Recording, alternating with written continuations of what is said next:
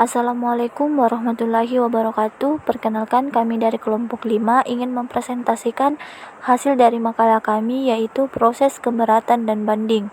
Materi yang pertama itu, poin yang pertama dan poin kedua itu saya akan mempresentasikannya. Nah, poin yang pertama atau materi yang pertama itu proses pengajuan keberatan.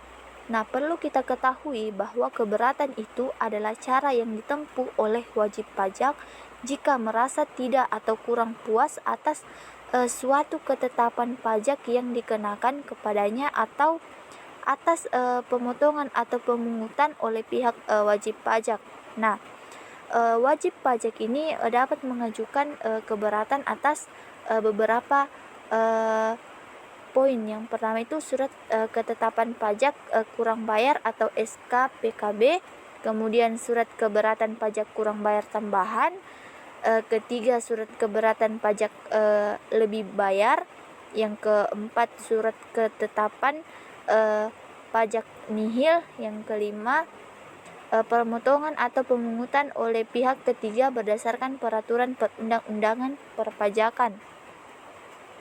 Nah, adapun proses pengajuan keberatan ini memiliki 3 poin. Nah, yang pertama itu tata cara pengajuan keberatan, ketentuan pengajuan keberatan, dan jangka waktu pengajuan keberatan. Nah, tata cara pengajuan keberatan ini memiliki 4 bagian. Yang pertama itu mengajukan keberatan secara tertulis yang ditujukan kepada atasan PPID. Yang kedua, mengisi formulir pernyataan keberatan atas permohonan informasi. Yang ketiga, penerima salinan formulir sebagai tanda terima pengajuan. Yang keempat, penerima tanggapan pengajuan dan keputusan tertulis dari atasan PPID. Nah, jika tanggapan pengajuan dan keputusannya tertulis tidak memuaskan, nah maka dapat mengajukan penyelesaian sengketa kepada Komisi Informasi. Nah, poin yang kedua itu ketentuan pengajuan keberatan. Keberatan diajukan kepada Kepala Kantor Pelayanan Pajak atau KPP di tempat wajib pajak terdaftar. Nah, dengan syarat yang pertama diajukan secara tertulis dalam bahasa Indonesia.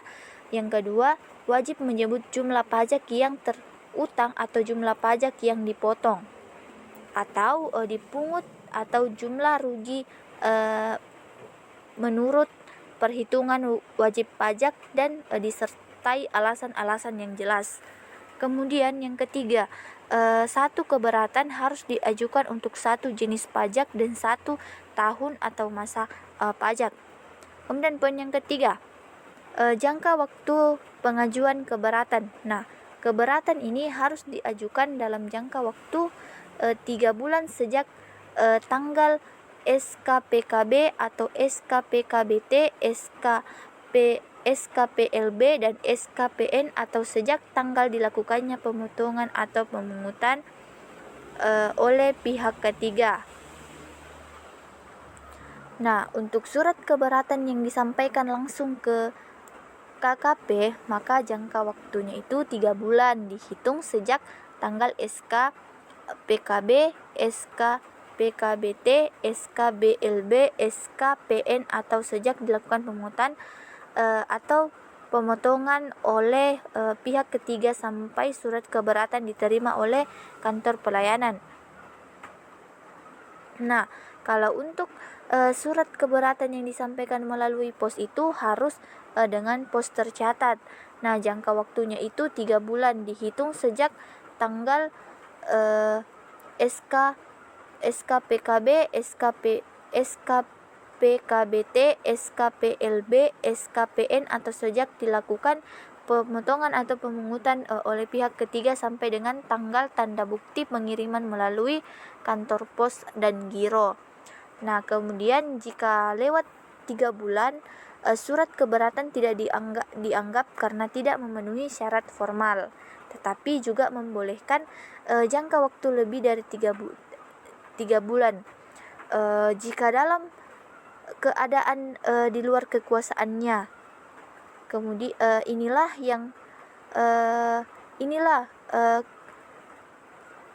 klausul yang sering dimanfaatkan oleh wajib pajak. Pengajuan keberatan tidak menunda kewajiban membayar pajak dan melaksanakan penagihan pajak. Nah, materi yang kedua yaitu pencabutan pengajuan keberatan. Nah, pencabutan pengajuan keberatan ini memiliki dua poin yang harus kita ketahui. Nah, yang pertama yaitu persyaratan pelayanannya dan prosedurnya. Nah, pada persyaratan pelayanannya ini memiliki 7 poin yang harus kita ketahui juga. Nah, yang pertama, 1 surat permohonan itu untuk 1 surat keberatan. Nah, kedua, diajukan secara tertulis dalam bahasa Indonesia.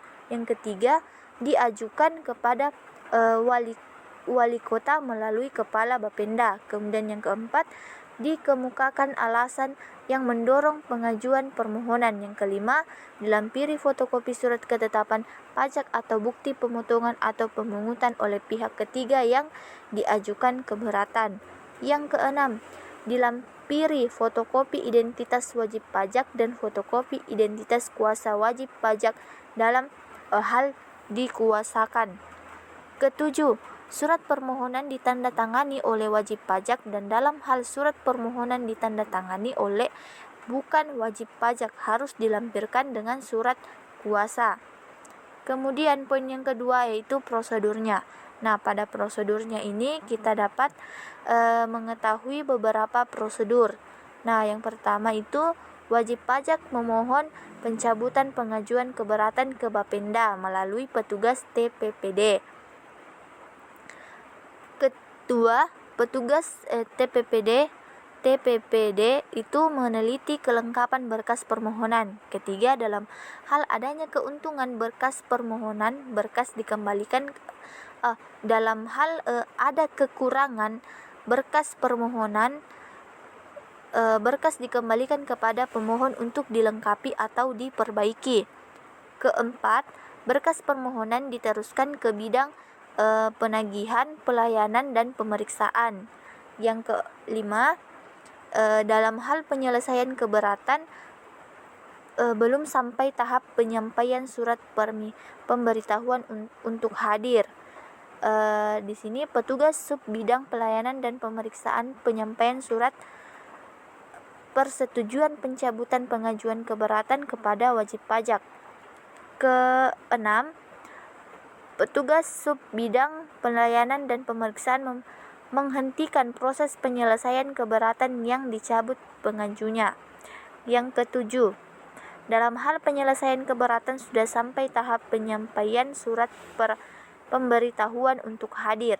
Kemudian yang kedelapan, petugas sub bidang pelayanan dan pemeriksaan tetap melanjutkan proses penyelesaian keberatan. Kemudian proses penyelesaian keberatan. Berdasarkan pasal 13 PMK 9/2013 dalam proses penyelesaian keberatan, Direktur Jenderal Pajak memiliki beberapa wewenang. Yang pertama, meminjam buku, catatan, data, dan informasi dalam bentuk hard copy dan soft copy kepada wajib pajak terkait dengan materi yang disengketakan melalui penyampaian surat permintaan peninjauan buku, catatan, data, dan informasi. Kedua, meminta wajib pajak untuk memberikan keterangan terkait dengan materi yang disengketakan melalui penyampaian surat permintaan keterangan. Ketiga, meminta keterangan atau bukti terkait dengan materi yang disengketakan kepada pihak ketiga yang mempunyai hubungan dengan wajib pajak melalui penyampaian surat permintaan data dan keterangan kepada pihak ketiga. Kemudian yang keempat, meninjau tempat wajib pajak termasuk tempat lain yang diperlukan. Kelima, melakukan pembahasan dan klarifikasi atas hal-hal yang diperlukan dengan memanggil wajib pajak melalui penyampaian surat panggilan. Adapun surat panggilan tersebut dikirim paling lambat 10 hari kerja sebelum tanggal pembahasan dan klarifikasi atas sengketa perpajakan. Nah, selain itu, pembahasan dan klarifikasi akan dituangkan dalam berita acara pembahasan dan klarifikasi sengketa perpajakan. Kemudian yang terakhir, melakukan pemeriksaan untuk tujuan lain dalam rangka keberatan untuk mendapatkan data dan informasi yang objektif yang dapat dijadikan dasar dalam pertimbangan keputusan keberatan. Baik, saya akan melanjutkan materi yang terakhir atau materi yang keempat, yaitu proses banding. Surat keputusan keberatan tidak dapat menjadi wajib pajak puas. Masih ada satu kesempatan lagi bagi wajib pajak untuk menguji pendapatnya, yaitu melalui proses banding ke pengadilan pajak. Yang pertama ada tata cara pengajuan permohonan banding. Apabila wajib pajak tidak atau belum puas dengan keputusan yang diberikan atas keberatan, wajib pajak dapat mengajukan banding kepada pengadilan pajak dengan syarat. Ada 6.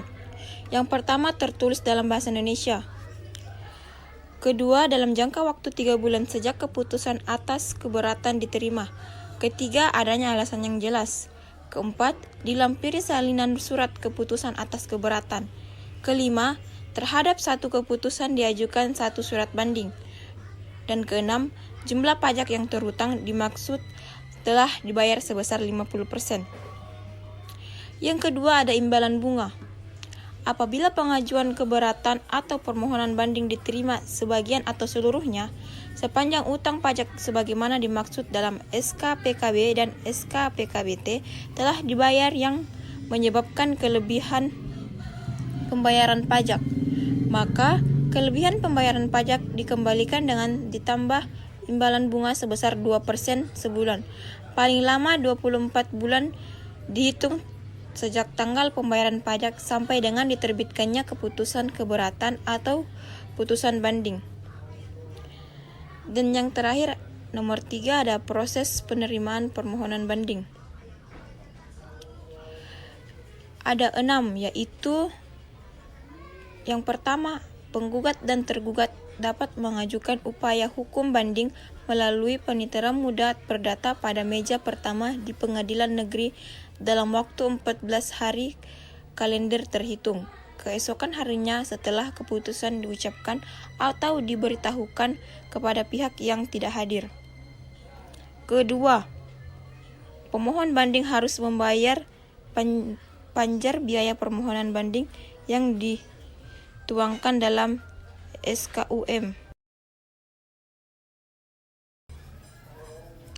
Ketiga, ada pengadilan wajib menyampaikan permohonan banding kepada pihak terbanding dalam waktu 7 hari kalender tanpa perlu menunggu diterimanya memori banding. Keempat, ada pemohon banding dapat melakukan pencabutan permohonan banding dengan mengajukannya kepada ketua pengadilan negeri yang ditandatangani oleh pembanding dengan menyertakan akta pencabutan banding yang ditandatangani oleh panitera. Kelima, ada pengadilan wajib melakukan pemeriksaan perkara banding dalam jangka waktu 6 bulan termasuk proses minutasi tentang penyelesaian perkara. Yang keenam, atau yang terakhir, dalam hal perkara telah diputus oleh pengadilan tingkat banding, salinan putusan segera dikirimkan kepada pengadilan tingkat pertama untuk segera diberitahukan kepada para pihak sejak putusan diterima oleh pengadilan pengajuan dalam waktu 14 hari. Itulah yang bisa saya dapat jelaskan. Kurang dan lebihnya mohon dimaafkan. Saya akhiri dengan ucapan wabillahi taufiq wal hidayah. Assalamualaikum warahmatullahi wabarakatuh.